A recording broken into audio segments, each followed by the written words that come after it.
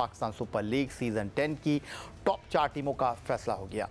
पाक भारत सरहदी कशीदगी के बायस PSL 10 के मुकाबले मुलतवी किए गए थे, जिसका एक बार फिर आगाज़ 17 मई से हुआ। बकिया 8 मैचों के इब्तदाई 4 मैचों से इवेंट की क्वालिफायर और एलिमिनेटर मैच खेलने वाली टीमों का फैसला होना था, जिसमें पेशावर ज़ल्मी, इस्लामाबाद यूनाइटेड, लाहौर कलंदर और कराची किंग्स के मुस्तकबिल का फैसला होना था। लेकिन बाबर आजम की कप्तानी में खेलने वाली पेशावर ज़ल्मी अगले मरहले में जगह बनाने में नाकाम रही। पहले पेशावर ज़ल्मी को कराची किंग्स ने शिकस्त दी और फिर बारिश से मुतासरा मुकाबले में लाहौर कलंदर ने फ़खर ज़मान की जारहाना बल्लेबाजी और सलमान मिर्ज़ा की शानदार बॉलिंग के साथ पेशावर ज़ल्मी को 26 रन से शिकस्त देकर ट्रॉफी की दौड़ से बाहर कर दिया। अब पॉइंट्स टेबल पर कोयटा ग्लैडिएटर 15 पॉइंट्स के साथ टॉप पर है और मुमकिना तौर पर उनका क्वालिफायर में मुकाबला कराची किंग्स से होगा, जो टेबल पर 12 पॉइंट्स के साथ दूसरे नंबर पर है। लाहौर कलंदर 11 पॉइंट के साथ तीसरे और इस्लामाबाद यूनाइटेड 10 पॉइंट्स के साथ टेबल पर चौथी पोजीशन हासिल करने में कामयाब रही है। पाकिस्तान सुपर लीग की तारीख में पहली मरतबा पेशावर ज़ल्मी प्लेऑफ में जगह बनाने में नाकाम रही और उसे बदकिस्मती ही कहेंगे कि पाकिस्तान के टॉप बल्लेबाज बाबर आजम की कप्तानी में पेशावर ज़ल्मी इस जवाल का शिकार हुई। बाबर आजम, जो तवील अरसे से अपनी कारकर्दगी न देने के सबब दबाव का शिकार रहे और इस मरतबा PSL 10 में भी उनकी कारकर्दगी ऐसी न रही जिसके साथ वो अपनी टीम को फाइनल 4 में पहुंचा सकते। बाबर आजम 10 मैचों में 36 की औसत से 288 रन बना सके, जिसमें उनका स्ट्राइक रेट 128.57 रहा। PSL के पहले सीज़न में वो सिर्फ 2 मैच खेल सके थे, लेकिन इसके बाद बाबर आजम ने जो बकिया 8 सीज़न खेले उनमें वो 3 मरतबा हनीफ मोहम्मद कैप के मुस्तहिक करार पाए, 2 मरतबा इवेंट के दूसरे कामयाब और 1 मरतबा इब्तदाई 3 बल्लेबाजों में शुमार होते रहे। वो PSL में 3 निफ सेंचुरियाँ बनाने में तो कामयाब रहे, लेकिन उनकी सबसे बड़ी इनिंग कराची किंग्स के खिलाफ 94 रन की रही, जिसकी बदौलत ये ख्याल किया जा रहा है कि वो फॉर्म हासिल करने में कामयाब हो गए। पेशावर ज़ल्मी के डायरेक्टर क्रिकेट मोहम्मद अकरम ने टीम के इवेंट से बाहर हो जाने के बाद ये कि बाबर आजम इवेंट में आउट ऑफ फॉर्म रहे। बाबर आजम के बारे में बड़ा क्लियर है कि वो एक ग्रेट प्लेयर है और मैच विनर है, और अगर उसकी मतलब ट्रैक रिकॉर्ड उठा के देखें तो सब कुछ सामने हमारे, उसके स्टैट्स देखो तो सब कुछ सामने हमारे। सीज़न उस तरह नहीं गया जैसे हम एक्सपेक्ट कर रहे थे। बाबर शुरू में आउट ऑफ फॉर्म रहा और उसे भी टाइम लगा फॉर्म को रीगेन करने में, और इसी तरह एकदम से 2-3 लड़के आउट ऑफ फॉर्म थे जो टॉप ऑर्डर था हमारा। बट क्योंकि क्वेश्चन बाबर से रिलेटेड है तो बाबर एक मैच विनर है, कंट्रीब्यूशन उसका हमेशा रहता है और पिछले साल वो हाईएस्ट रन गेटर था हमारे लिए। सो एक्सपेक्ट हम इस साल भी वही कर रहे थे, लेकिन as a player ups and downs हमें पता है कि ये रहते हैं। आप अच्छा पैच बुरा पैच क्रिकेट में आता है। पाकिस्तान T20 टीम में बतौर ओपनर खेलने वाले बाबर आजम पर एक तवील अरसे तक ये तनकीद होती रही कि वो पाकिस्तान टीम में सबसे मुस्तनद और तजुर्बेकार बल्लेबाज हैं। उन्हें मिडल ऑर्डर की पोजीशन पर खेलते हुए मुश्किल वक्त में टीम को सहारा देना चाहिए, लेकिन ऐसा हुआ नहीं। फिर मैनेजमेंट और सिलेक्शन कमेटी की तब्दीलियों ने उन्हें टीम से ड्रॉप भी किया और नई ओपनिंग जोड़ियाँ भी आजमाई। अब बाबर आजम भी अपनी ख़राब कारकर्दगी और मुस्तकिल नाकाम रहने के बाद किसी भी नंबर पर खेलने को तैयार हो गए हैं। ये प्लानिंग होती है, टीम रिक्वायर्ड क्या है। इसमें मेरा पर्सनल गोल नहीं है कि अगर मैं T20 में ओपन करता हूँ तो मैं ओपन ही करूँगा। मेरे लिए टीम फर्स्ट है और उसमें मेरे लिए या मेरे प्लेयर्स क्या डिलीवर कर सकते हैं, किस नंबर पे। हारिस भी देख लें, पिछले जितने भी वो टूर्नामेंट खेला है वो 4 नंबर पे खेला है, लेकिन अनफॉर्चुनेटली उसको वैसा टीम की कम्बिनेशन की वजह से ऐसा उसको अपॉर्चुनिटी नहीं मिली। लेकिन उसमें मेरा यही था कि जितना और अच्छा पावर प्ले यूटिलाइज करें सैम, और अगर हारिस खेल रहे हैं तो वो हमारे लिए अच्छा है। वो मेरे पर्सनल गोल के लिए नहीं है कि मुझे कोई नंबर जो है वो कोई एक स्ट्रिक रहता हूँ। मैं हमेशा जितने मैंने हर बारी कहा जितने मेरे नंबर चेंज हुए हैं उसमें मेरे से क्या डिमांड कर रही है टीम या मेरी क्या रिस्पॉन्सिबिलिटी है उस पर मैटर करता है कि मुझसे क्या करें। वो मैं ओपन करूँ, मैं 1 डाउन खेलूँ या तीसरे पे खेलूँ या चौथे पे खेलूँ, वो डिपेंड करता है उस पर क्या टीम को रिक्वायर्ड है या क्या उस टाइम मैंने गेम को लेकर चलना है।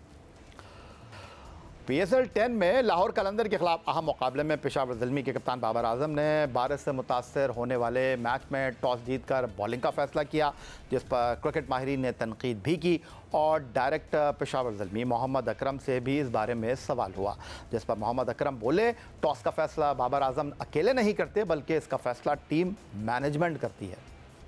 पहला क्वेश्चन जो आपका था कि टॉस पे तो जब डिसीजन होता है तो वो हमेशा एक टीम का डिसीजन होता है और हमारी अल्हम्दुलिल्लाह बड़ी स्ट्रॉन्ग मैनेजमेंट भी थी। जितने भी डिसीजन होते हैं हम सारे मिल के करते हैं और वो बाबर आजम का अकेला नहीं होता। पाकिस्तान सुपर लीग की सबसे मुतहरिक फ्रेंचाइज लाहौर कलंदर ने PSL सीज़न 10 के प्लेऑफ में जगह बना ली। लाहौर कलंदर ने PSL के पहले सीज़न में अपनी मुहिम का आगाज़ किया तो उनके इब्तदाई 4 सीज़न उनके फैंस के लिए इंतहाई दिलशकस्ता रहे, क्योंकि इब्तदाई 4 सीज़न में वो आखिरी नंबर पर रहे। लेकिन फिर 2020 में सोहेल अख्तर की कप्तानी में लाहौर कलंदर ने पहली मरतबा न सिर्फ टॉप 4 में जगह बनाई बल्कि फ़ाइनल भी खेला, मगर पहले अगले सीज़न यानी 2021 में वो प्लेऑफ से बाहर रहे। इसके बाद शाहीन शाह अफरीदी की क़यादत में लाहौर कलंदर ने सीज़न 7 और 8 में न सिर्फ फाइनल खेला बल्कि अपने एजाज़ का दिफा करने वाली वाहिद टीम भी बनी। 2024 के नवे सीज़न में लाहौर कलंदर की कारकर्दगी फिर ख़राब रही और वो आखिरी नंबर पर रहे, लेकिन इस मरतबा लाहौर कलंदर ने फिर टॉप 4 टीमों में जगह बना ली है और वो अब तक होने वाले 10 सीज़न में चौथी मरतबा प्लेऑफ खेलने में कामयाब हो गए हैं। पाकिस्तान सुपर लीग 2025 में इनफरादी कारकर्दगी की बात कर लेते हैं, जहां इवेंट से बाहर होने वाली टीम के कप्तान wicket keeper batter Mohammad Rizwan top कर रहे थे, लेकिन फ़खर जमान ने शानदार कारकर्दगी का मुजाहरा करते हुए उनसे हनीफ मोहम्मद कैप अब अपने पास रख ली है। अब मोहम्मद रिजवान इस दौड़ में शामिल नहीं है क्योंकि मुल्तान सुल्तान इवेंट से बाहर हो चुकी है और अब वो कोई मज़ीद मैच नहीं खेलेंगे। लाहौर कलंदर के फ़खर जमान 10 मैच खेलकर 155.04 के स्ट्राइक रेट से 369 रन बनाने में कामयाब हो गए हैं, जिसमें उनका बेहतरीन स्कोर 76 रन रहा है और वो 4 नेट सेंचुरियाँ स्कोर कर चुके हैं। मोहम्मद रिजवान ने 10 मुकाबलों में 139.54 के स्ट्राइक रेट से 367 रन स्कोर किए हैं। कराची किंग के गैर मुल्की खिलाड़ी जेम्स विन 9 मुकाबलों में 155.08 के स्ट्राइक रेट से 366 रन बना चुके हैं, जिसमें उनकी 1 सेंचुरी और 3 नेट सेंचुरियाँ शामिल हैं। इस्लामाबाद यूनाइटेड के साहबजादा फरहान 9 मैच खेलकर 1 सेंचुरी और 1 निफ सेंचुरी के साथ 321 रन अपने रिकॉर्ड बुक का हिस्सा बना चुके हैं और कोयटा ग्लैडिएटर के हसन नवाज 10 मुकाबलों में 8 इनिंग में 159.29 के स्ट्राइक रेट से 317 रन बनाने में कामयाब हुए हैं। वो 1 सेंचुरी और 2 निफ सेंचुरियां बनाने में कामयाब रहे।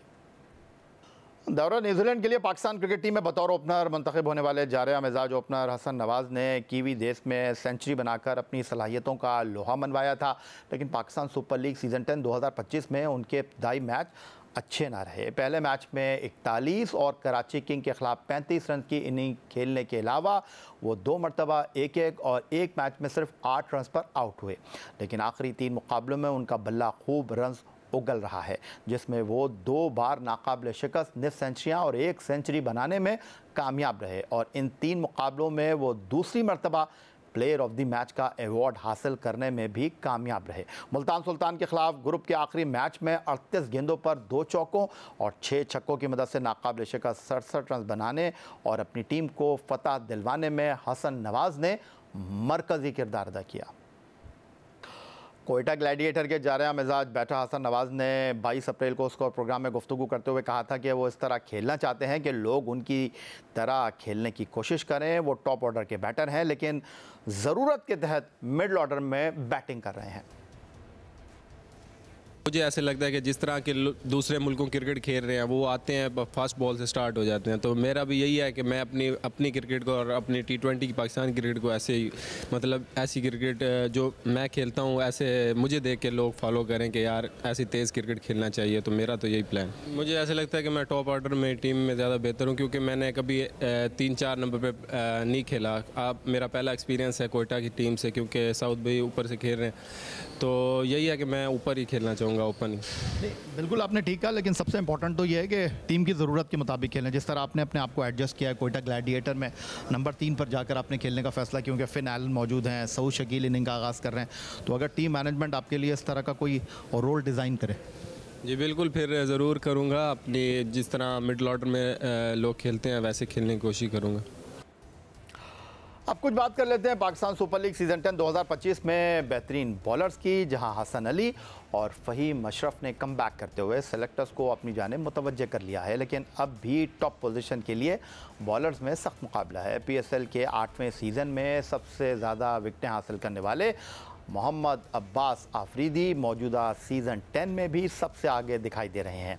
कराची किंग की नुमाइंदगी करने वाले अब्बास आफरीदी ने 9 मैच में 17 विकेट अपने नाम कर रखी है, जिसमें उनकी बेहतरीन बॉलिंग 27 रन के बदले 4 विकेट रही है और उन्होंने 9.67 के इकॉनमी से रन दिए हैं। कराची किंग के हसन अली ने अपनी बॉलिंग से सबको मुतासिर किया है। वो तवील अरसे से आउट ऑफ फॉर्म चल रहे थे, लेकिन इस मरतबा वो 8 मैचों में 15 विकेटें लेकर दूसरे नंबर पर हैं।